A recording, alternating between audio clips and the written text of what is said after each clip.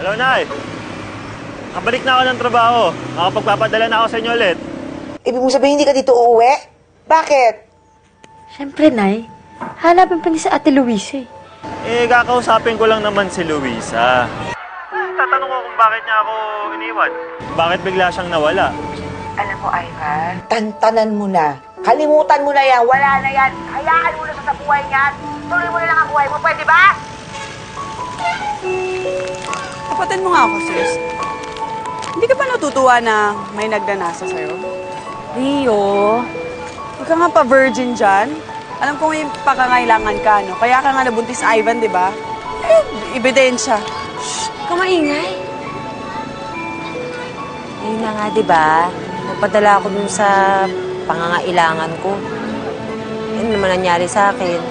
Iniwan ako ni Ivan. Yung tuloy yung anak ko, lumalaki, walang ama. Sorry, sis, ha? Hindi ko na dapat siya binanggit sa'yo. Okay lang yun. Halika na. Ayoko maliit kay Sir Fred.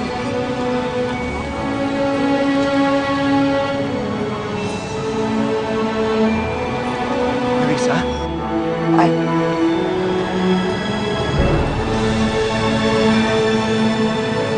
Luisa? Anak! Ron! Halika na. Ay, si Luisa. Ivan, sigurado ka? Si Luisa nakita mo?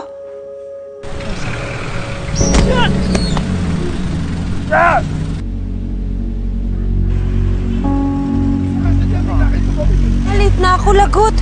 Anak, halika, bilisan natin. Okay lang. Umalis ka na! Umalis ka na!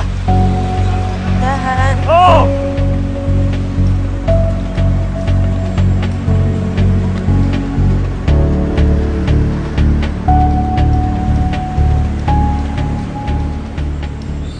Anak, ano nangyayari sa'yo? Pagod na yata yung anak mo. Ha? Anak, halika. Maglakad, oh. Halika, konti na lang, anak, ha? Aalis na tayo. Teka Ni lang, Mama. para ako ng taxi. Konti lang, anak, ha?